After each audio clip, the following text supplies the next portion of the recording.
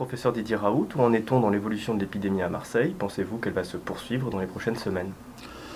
Nous, les données, moi je vous confirme les données que nous avons, c'est-à-dire que on a une diminution maintenant constante du nombre de cas diagnostiqués, mais aussi du nombre de cas hospitalisés en réanimation. Le nombre de morts sera un peu plus long parce que les gens meurent souvent plus d'un mois après avoir été infectés, donc tout ça n'a pas exactement le même rythme. On a les mêmes données dans la région PACA, plus ou moins décalées. On a les mêmes données en France, on a les mêmes données dans la plupart des pays d'Europe, on a les mêmes données en Amérique du Nord. Donc on est sur une vague descendante. Encore une fois, moi je ne prédis pas l'avenir. Si les choses continuent comme ça, on a bien l'impression que ce qui était une des possibilités de cette maladie, c'est-à-dire une maladie saisonnière, est en train de se réaliser et qu'il est possible que d'ici un mois, il n'y ait plus de cas du tout dans la plupart des pays tempérés. Donc c'est possible, c'est une des possibilités qui n'est pas négligeable et qui va amener à une vraie réflexion, qui est une réflexion de fond, qui suscite des débats d'une intensité et d'une violence que je n'ai jamais soupçonné. Et pas qu'ici, mais dans le monde, on a des réactions très très violentes, qui montrent que l'arrivée d'une maladie nouvelle aiguë est quelque chose à quoi l'ensemble des pays riches n'est pas prête. C'est-à-dire que quand on voit une maladie comme celle-là, le temps qu'il faut pour traiter ça est très court. Et si on commence à faire des études qui se terminent ici, quand il n'y a plus de maladie, ça veut dire qu'on ne peut pas lutter contre la maladie du tout. Donc là, la question, c'était, est-ce qu'on doit traiter cette maladie ou est-ce qu'on doit faire des essais ? Et donc nous, on a fait le choix de traiter la maladie, on a eu des réactions d'une violence inouïe, mais on n'avait pas le choix. Si on voulait traiter cette maladie, il fallait prendre ce qui était disponible, ce qui était logique, c'est-à-dire des médicaments qui montrent contre le virus, qui marchent contre le virus, qui sont les médicaments les plus utilisés du monde, les moins dangereux du monde. Et ça a levé des grandes folies de trouver que le médicament le plus prescrit de l'histoire de l'humanité était un médicament dangereux. On sait d'où ça sort. On a une étude qui a été faite sur 1 million de personnes qui prennent ça pour une polyarthrite rhumatoïde où il n'y a pas d'inconvénient, sauf après 2 ou 3 ans, les gens commencent à avoir des problèmes oculaires. Mais pendant 10 jours, c'est inimaginable. L'azithromycine, c'est le traitement le plus utilisé au monde comme antibiotique dans les infections respiratoires. Tout ça. De prendre deux médicaments aussi simples que ça pour traiter quelque chose qui est une pneumonie, ça tombe sous le sens. Sauf si on ne veut pas les traiter en attendant d'avoir des essais pour voir si on peut avoir des molécules. Et c'est très intéressant parce que la première qui a été utilisée, l'opinavir, on a vu très vite que ça ne servait à rien du tout. Donc c'est une des branches de l'essai qui avait été fait en Europe. Quant à l'autre, le remdesivir, elle n'est pas manufacturée, c'est-à-dire et elle est très très toxique. Donc de toute manière, elle n'aura pas sa place dans une maladie comme ça, dans 90% des cas qui sont des pnéumopathies habituelles. Et donc on finit par se demander si ce n'est pas un médicament virtuel, comme vous savez qu'il y avait un restaurant à Londres qui n'existait pas, et des farceurs ont commencé à cliquer sur TripAdvisor. Et au bout de 6 mois, c'est devenu le restaurant numéro 1 de tout Londres. Donc ça veut dire qu'on peut faire croire à toute la population londonienne que le meilleur restaurant est simplement un restaurant qui n'existe pas. Donc il faut se faire attention à l'information, son traitement. Je ne crois pas que là, pour le remdesivir, ce soit des farceurs. Je pense qu'il y a des milliards qui se sont échangés autour de l'action de Gilead au fur et à mesure qu'on disait que ça allait marcher ou que ça n'allait pas marcher.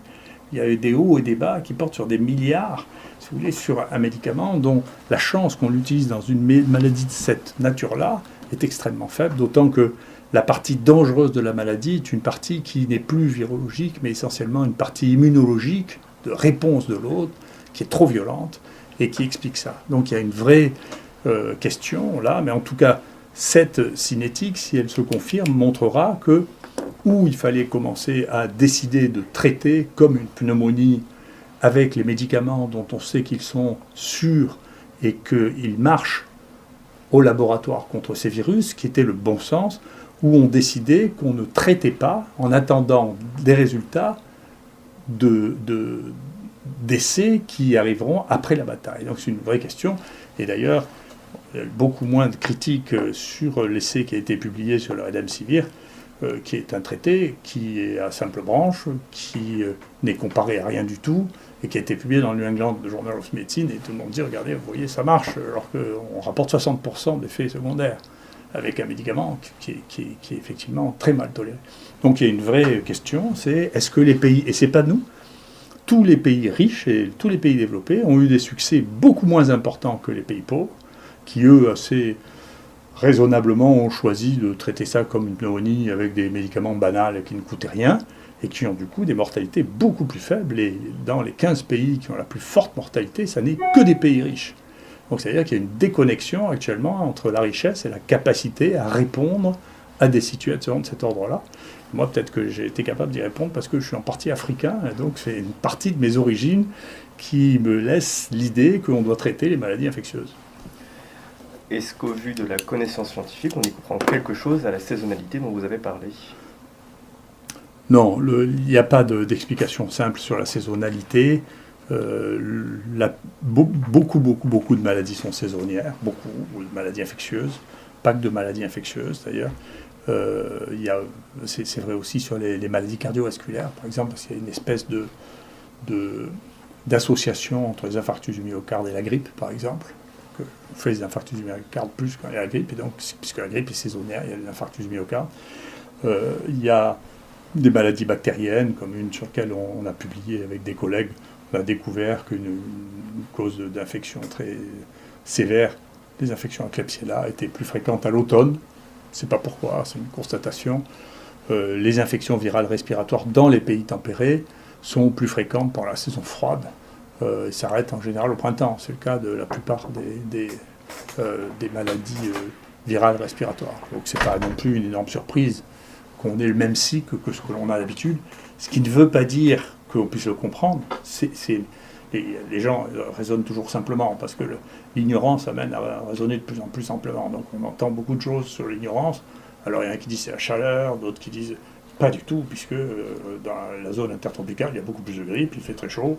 Il y en a toute l'année, là, il y en a un peu plus pendant la saison froide, si vous voulez. Et donc on ne sait pas vraiment, mais on sait que c'est la saison, parce que quand on importe des cas d'infection respiratoire pendant l'été, par exemple, nous on suit les pèlerins de la Mecque qui reviennent à Marseille, ils peuvent revenir avec des virus respiratoires pendant l'été, mais il n'y aura pas de cas secondaires parce qu'il n'y a pas de transmissibilité. Donc ce n'est pas la faute du virus. Le virus peut venir et peut entrer, mais il n'est pas transmissible. Il est transmissible du fait des saisons. Bon, il y a peut-être les UV qui rentrent dedans, il y a de multiples phénomènes qui peuvent rentrer dedans. C'est même pas toujours vrai, parce qu'il y a eu au moins 2 épidémies de grippe qui se sont surtout développées l'été et qui se sont calmées l'hiver. C'est incompréhensible, ça nécessitera l'analyse de beaucoup plus de données, mais on ne peut pas juste corréler ça à la température, à l'humidité et au soleil. C'est pas si simple que ça. Voilà. Donc c'est un phénomène qu'on connaît, la saisonnalité, c'est comme ça. Le véhicule de la connaissance scientifique aujourd'hui, pendant longtemps, a été la publication scientifique. Est-ce que vous analysez des différences aujourd'hui, des changements de paradigme quant à la manière dont l'information scientifique est diffusée au sein de la communauté scientifique ? Ah ben oui, nous on l'a vu, pas qu'au niveau de la connaissance scientifique, au niveau du droit de parole. C'est-à-dire que jusqu'à présent, les médias étaient concentrés. Moi, j'ai vécu une époque où il n'existait qu'une télévision d'État, et puis ensuite, il y a eu des télévisions jusqu'en 81. Donc, puis à partir de 81, Mitterrand a permis l'existence des radios libres, puis ensuite de télévision commerciale, ce qui n'était pas le cas. Il n'y avait pas de radio libre jusqu'en 1980. Donc le droit à la parole était extrêmement limité. Il est très contrôlé encore, c'est-à-dire vous avez le droit d'accéder à l'antenne ou pas. Et puis là, d'un coup, explose le droit à la parole de tous. Donc, qui sont les réseaux sociaux, qui, bien entendu, rendent en conflit financier et du droit à la parole avec les autres médias traditionnels. Donc, c'est pour ça que les autres médias traditionnels peuvent éventuellement qualifier de fake news ceux qui ne sont pas les news qu'eux propagent. Donc, je pense qu'il y a un vrai changement social.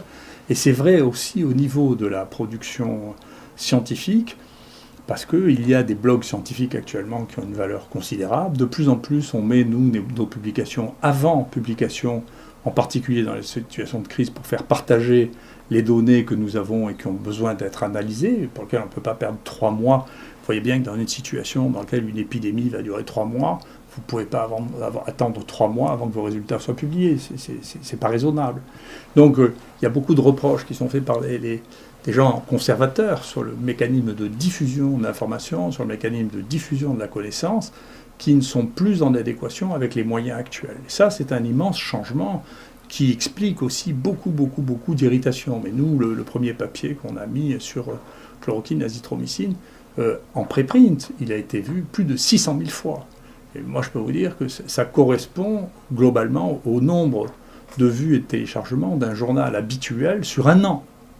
Donc, ce qui veut dire qu'on est en train de changer, de bouleverser complètement. Il y avait déjà l'accès open à tout le monde, mais si on payait en plus pour les journaux scientifiques, mais là, avec les préprints, et ces préprints, ne croyez pas, les plus grands journaux du monde actuellement se servent de ces préprints, le journal Science, le journal Nature, lisent les préprints pour pouvoir reporter aussitôt que possible les nouvelles découvertes ou les nouvelles avancées. Donc il y a aussi là un changement radical.